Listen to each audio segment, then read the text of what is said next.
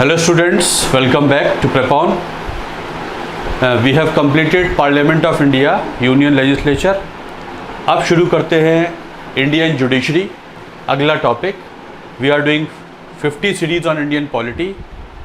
अगला टॉपिक है union judiciary. Part 5 का एक चैप्टर है यूनियन जुडिशरी. इसके बारे में बात करते हैं. चलिए, सुप्रीम कोर्ट कहलाता है apex court. Supreme Court is the apex court. सबसे ऊपर होता है सुप्रीम कोर्ट, फिर नीचे होते हैं हाई कोर्ट्स और उसके नीचे फिर ट्रायल कोर्ट्स होते हैं, डिस्ट्रिक्ट कोर्ट्स होते हैं, जिनको कॉन्स्टिट्यूशन में सबऑर्डिनेट कोर्ट्स कहा जाता है. Supreme Court is the final arbiter of disputes. जो भी डिस्प्यूट्स होती हैं उसका final arbiter is Supreme Court. जो फाइनल आर्बिट्रेशन होती है, फैसला होता है, वो सुप्रीम कोर्ट में होता है. Hence called final orbiter.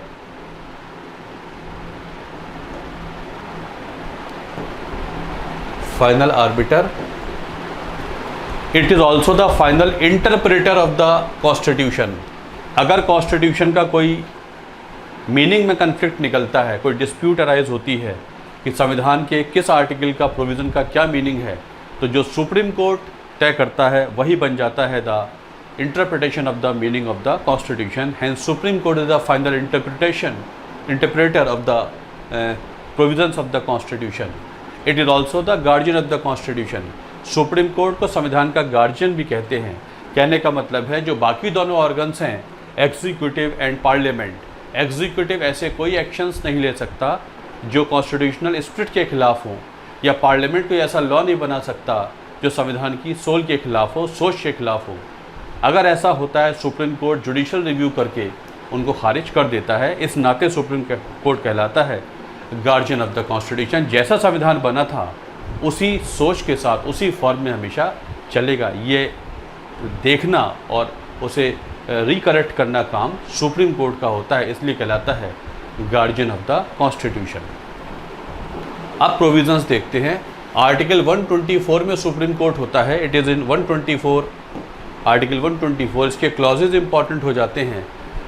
Article 124 clause 1 में है सुप्रीम कोर्ट. आपके लिए क्लॉजेस प्रीलिम्स के लिए इतने इम्पॉर्टेंट नहीं हैं, बट पता रहें तो ठीक है. आर्टिकल 124 क्लॉज 1 में होता है सुप्रीम कोर्ट विच कंप्राइजेज अ CJI.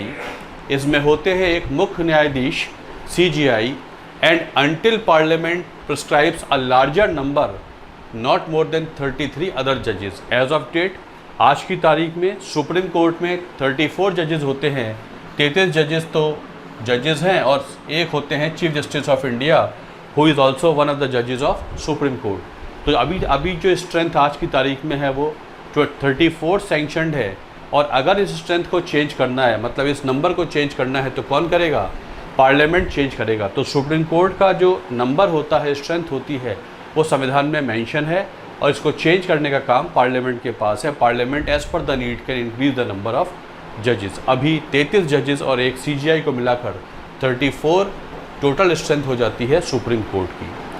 चर्चा में रहता है issue of appointment of supreme court जजेस. ये बहुत कंट्रोवर्सी में रहता है. कई बार वैकेंसी पड़ी रहती हैं और जजेस नहीं होते हैं. हम पेंडेंसी की इशू, कोर्ट पेंडेंसी की इशू को अखबार में पढ़ते रहते हैं और उसमें एक बात ये निकल के आती है कि जजेस बहुत कम हैं, जजेस की संख्या कम होती जा रही है, जजेस कम हैं, वैकेंसीज़ पड़ी हुई हैं और सरकार और कोर्ट के बीच में तालमेल नहीं बैठ पाता है, जजेस अपॉइंट नहीं हो पाते हैं. तो अपॉइंटमेंट कैसे होता है उसको शॉर्ट में देखते हैं. एवरी जज of supreme court shall be appointed by the president. सबसे पहला पॉइंट आपको ये जानना है, सुप्रीम कोर्ट के हर जज को राष्ट्रपति अपॉइंट करते हैं with in consultation with such number of जजेस as he may deem necessary for the purpose. राष्ट्रपति जब भी सुप्रीम कोर्ट के जज को अपॉइंट करेंगे, वो उतने जजेस से कंसल्ट कर सकते हैं जितनों से उनको ठीक लगे. ये ओरिजिनल जो प्रोविज़न कॉन्स्टिट्यूशन का है उसके हिसाब से है. Provided that CJI shall be consulted in case of appointment of जजेस.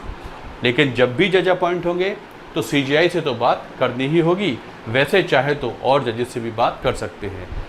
ये इशू ओरिजिनल है. आर्टिकल 124 क्लॉज 2 में सुप्रीम कोर्ट के जजेस राष्ट्रपति ही अपॉइंट करते हैं, लेकिन खुद अकेले अपॉइंट नहीं कर सकते, उनको कुछ जजेस से कंसल्टेशन करनी पड़ेगी. और सीजीआई से तो कंसल्टेशन करनी ही पड़ेगी।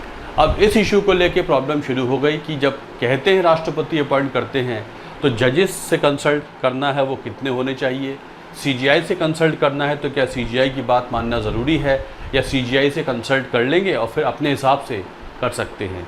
जब राष्ट्रपति हम यहाँ कह रहे हैं तो इसका मतलब ये है केंद्र सरकार, काउंसिल ऑफ मिनिस्टर्स, राष्ट्रपति works on the advice of, takes decisions on the advice of council of minister, उनके एडवाइस पे करते हैं। ठीक है, ये होता है। अब इसको देख लेते हैं, जब ये इशू राइज होती है तो फिर जजेस के केस आ जाते हैं, फर्स्ट जजेस केस, सेकंड जजेस केस, थर्ड जजेस केस और बाद में एक फोर्थ जजेस केस भी आ गया। तो कैसे इस इशू को टैकल करने में एक कोलेजियम सिस्टम इवॉल्व हो जाता है। आपने सुना होगा सुप्रीम कोर्ट कोलेजियम, तो उसके बारे में जानते हैं कैसे सिस्टम ये अराइज हुआ। Supreme court collegium system in India कैसे काम करता है। जब ये इशू सामने आई कि जब राष्ट्रपति को सीजीआई से तो कंसल्ट करना है, आर्टिकल 124 क्लॉज 2 में लिखा है सीजीआई से तो कंसल्ट करना है। अब ये इशू आती है इस केस में जिसका नाम है फर्स्ट जजेस case, SP Gupta versus SP Gupta case कहलाता है, एसपी गुप्ता केस 1982। इस केस में इशू अराइज होती है कि क्या राष्ट्रपति जब कंसल्टेशन लेते हैं तो क्या होता है। इस समय सुप्रीम कोर्ट ने कहा that the word consultation does not mean concurrence, मतलब राष्ट्रपति सीजीआई से एडवाइस लेंगे ये तो ठीक है, ये तो होना ही है, आर्टिकल 124 क्लॉज 2 में लिखा है, लेकिन सीजीआई की बात मानना ज़रूरी नहीं है। कंसल्टेशन ज़रूर करेंगे लेकिन सहमति प्रकट करें राष्ट्रपति, ऐसा नहीं है। तो इसका मतलब फर्स्ट जजेस केस ने ये तय करके दिया कि सरकार चाहे जिसे भी अपॉइंट कर सकती है, हाँ अपॉइंट करने से पहले सीजीआई से बात तो करेगी लेकिन सीजीआई की बात से सहमति रखना ज़रूरी नहीं है। तो फर्स्ट जजेस केस ने तो एग्जीक्यूटिव को ऊपर कर दिया कि सुप्रीम कोर्ट के जज जो है वो सरकार अल्टीमेटली तय कर सकती है। इसका मतलब एग्जीक्यूटिव के कंट्रोल में जुडिशरी आ जाएगी, जबकि आर्टिकल 50 ऑफ द कॉन्स्टिट्यूशन कहता है जो डीपीएसपी है कि ऐसी स्कीम योजना बने कि there shall be separation between executive and judiciary. लेकिन सुप्रीम कोर्ट ने इस केस में ये फैसला दिया। It simply means that exchange of views between the two, hence the advice of CJI is not binding on the president. Court ने कहा views का एक्सचेंज होना ज़रूरी है लेकिन एडवाइस बाइंडिंग नहीं है। ये पहले जजेस केस में आया। इसको फिर सेकंड जजेस केस में लिया गया, इस supreme court advocates on record versus union of India 1993, supreme court advocates of record versus union of India 1993 का केस है। इसे सेकंड जजेस केस जनरली कह देते हैं। इस केस में जब ये बात उठती है कि कैसे अपॉइंटमेंट का सिस्टम कैसे हो, इस केस में सुप्रीम कोर्ट ने थोड़ा 2 कदम आगे बढ़ाए और एक बहुत इंपॉर्टेंट फैसला दे दिया। यहाँ पहले जजेस केस से थोड़ा सा विपरीत फैसला दिया। Court over ruled the decision of first जजेस केस, पहले जजेस केस का फैसला रद्द कर दिया, उल्टा बताया, कहा advice of CGI is binding on the president, consultation means concurrence with the advice of CGI.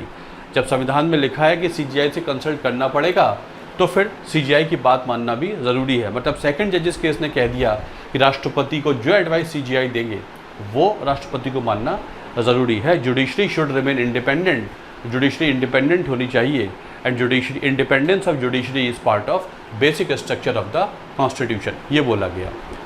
SC also ruled that the CGI shall form his opinion, लेकिन एडिशन ये किया कि CGI जब भी अपनी राय बनाएंगे तो वो अकेले अपनी कंसल्ट राय नहीं देंगे। अपनी राय बनाने से पहले CGI shell consult with 2 senior most जजेस of the supreme court, that is collegium. It was in second जजेस केस कोलिजियम सिस्टम अराइज होता है, इशू इवॉल्व होता है। यहाँ पर सुप्रीम कोर्ट ने कहा जब CGI से राय ली जाएगी तो वो अपनी राय अलोन नहीं देंगे, अपनी राय बनाने से पहले वो अपने नीचे के 2 जजेस से, मतलब सीनियर मोस्ट जजेस ऑफ सुप्रीम कोर्ट से कंसल्ट करके ही राय देंगे। यहाँ से शुरू हो जाता है कोलिजियम सिस्टम। याद ये रखना है, इस केस में शुरू हुआ था कोलिजियम सिस्टम, सेकंड जजेस केस और supreme court advocates on record case 1993। The court held that the opinion of CGI is reflective of the opinion of judiciary as an institution. जब ये संविधान में लिखा है कि CGI से बात करनी है तो व्यक्ति विशेष से बात करने की बात नहीं चल रही है, एक इंस्टीट्यूशन से बात करनी है, एग्जीक्यूटिव को एक संस्था से बात करनी है। और जब CGI अपनी राय देते हैं तो वो संस्था की राय दे रहे हैं, व्यक्ति विशेष की राय नहीं है। सुप्रीम कोर्ट ने इस केस में कहा ये एक इंस्टीट्यूशन की एडवाइस हुआ करती है, इसलिए राष्ट्रपति जो भी अपॉइंटमेंट करेंगे it should be on the advice of CGI and it should be formed after consultation with 2 senior most judges. अब ये इशू अभी भी ख़त्म नहीं हुई। इस इशू पे और क्लैरिटी लेने के लिए राष्ट्रपति ने 143 आर्टिकल 143 की पावर है जो कहलाती है advisory jurisdiction of supreme court. मतलब संविधान में ये प्रोविज़न है कि सरकार चाहे तो सुप्रीम कोर्ट से एडवाइस भी किसी मुद्दे पर मांग सकती है। तो राष्ट्रपति ने आर्टिकल 143 का इस्तेमाल किया और प्रेसिडेंशियल रेफरेंस भेज दिया कि हमको बताइए कि सुप्रीम कोर्ट के जजेस को अपॉइंट करने में एक्चुअली क्या होना चाहिए। इस पे रेफरेंस उनको दे दिया गया और ऐसे बनता है थर्ड जजेस केस। सुप्रीम कोर्ट ने राष्ट्रपति को एडवाइस दी इस प्रेसिडेंशियल रेफरेंस पे कि क्या होना चाहिए प्रोसेस। सुप्रीम कोर्ट ने कहा, इसे कहते हैं थर्ड जजेस केस। द कोर्ट 1998 में एडवाइस गई थी, 99 में ये आ जाता है। The court advise that the collegium should comprise 4 senior most जजेस। यहाँ पर कोर्ट ने एडवाइस खुद दी कि 2 की बजाय जजेस 4 होने चाहिए। मतलब CGI के नीचे जो 4 सीनियर मोस्ट जजेस होते हैं उनको कहा जाएगा supreme court collegium. And the advice so tendered is binding on the president. वो बात सेम रखी कि राष्ट्रपति को जो एडवाइस दी जाएगी कोलेजियम द्वारा वो उन्हें फॉलो करनी पड़ेगी। यहाँ पर कोर्ट ने यह भी कहा, इफ़ 2 जजेस in the collegium have an adverse opinion about the candidate the CGI shall not recommend his name. ये कहा वो जो नीचे 4 जजेस हैं उनमें से अगर कोलेजियम में 2 जजेस ने भी अगर अपनी राय एडवर्स रखी है जो कैंडिडेट के अगेंस्ट है, ऐसी एडवाइस को CGI राष्ट्रपति को नहीं भेजेंगे। ये बन जाता है थर्ड जजेस केस। और यहाँ पे सुप्रीम कोर्ट कोलेजियम जो आज चलता है वही फाइनल हुआ था कि CGI और 4 जजेस उनके नीचे ये बताते हैं राष्ट्रपति को कि किसको अपॉइंट करना होता है। लेकिन अभी तक ये नहीं तय हुआ। इस पे पिछले 2-4 सालों में और प्रॉब्लम हुई, कन्फ्लिक्ट अराइज होती है, क्योंकि संविधान में नहीं लिखा है, ना ही किसी लॉ में लिखा है कि प्रोसेस टाइम कितना लेगा। सुप्रीम कोर्ट ने अपनी एडवाइस लिख के भेज दी। सरकार चाहे तो लंबे समय तक उस एडवाइस पे कोई काम ना करे। जो टाइम फ्रेम है, कितने दिनों में राष्ट्रपति को अपना बताना पड़ेगा कि एडवाइस अपॉइंटमेंट देना है कि नहीं देना है। हाँ, यहाँ पर ये माना जाता है कि राष्ट्रपति चाहे, मतलब सरकार चाहे तो एक बार एडवाइस को वापस भेज सकती है CGI के पास, कोलेजियम के पास। उसके बाद कोलेजियम वही एडवाइस को रीइटरेट करता है, एज इट इज़ दे देता है।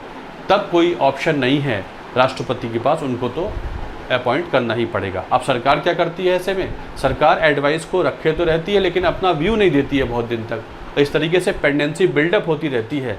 अगर सरकार को लगता है हमें इसको अपॉइंट नहीं करना है तो वो शांत हो जाती है, क्योंकि कोई टाइम ड्यूरेशन मेंशन नहीं है। इस इशू को लेके सुप्रीम कोर्ट ने ये कहा सरकार से कि एक मेमोरेंडम ऑफ प्रोसीजर होता है, इसे फाइनल कर लेते हैं कि इस इशू को रिजॉल्व किया जाए। एक MOP है, उसे फाइनल कर लेते हैं। इस पे अभी तक कोई फाइनलाइजेशन नहीं हो पाया है।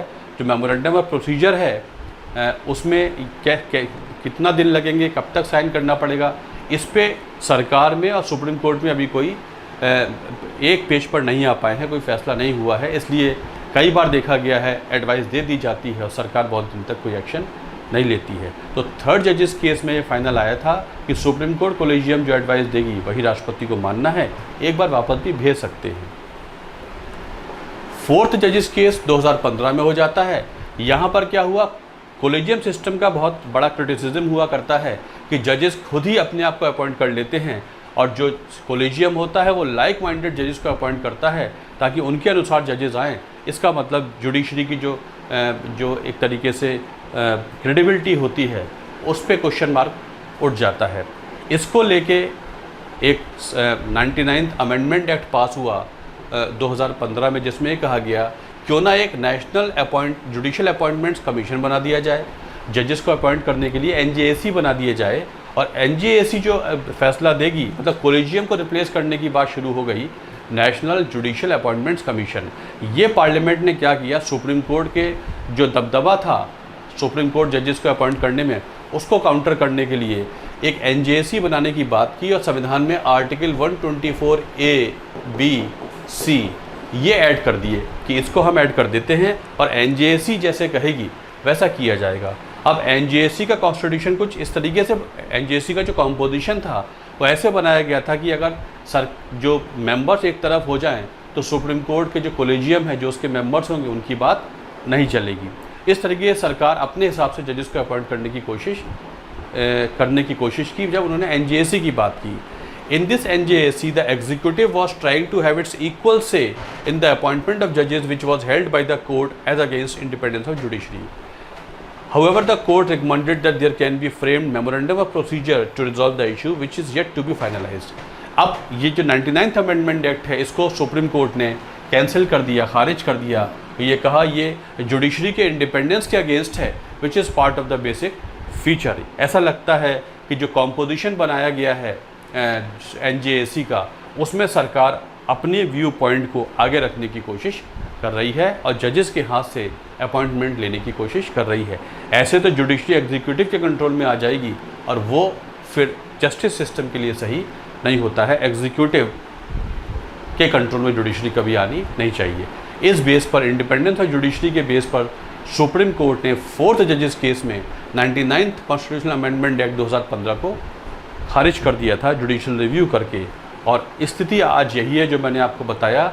कोलेजियम अपॉइंट करता है, एडवाइस करता है, राष्ट्रपति अपॉइंट करते हैं और मेमोरेंडम ऑफ प्रोसीजर पर अभी कोई दोनों के बीच में कोई फैसला नहीं हो पाया है। अभी तक कोई टाइम फ्रेम मेंशन नहीं हुआ है जिस टाइम फ्रेम में सरकार को एडवाइस रिसीव करने के बाद बताना होगा कि कैसे अपॉइंट होते हैं सुप्रीम कोर्ट के जजेस।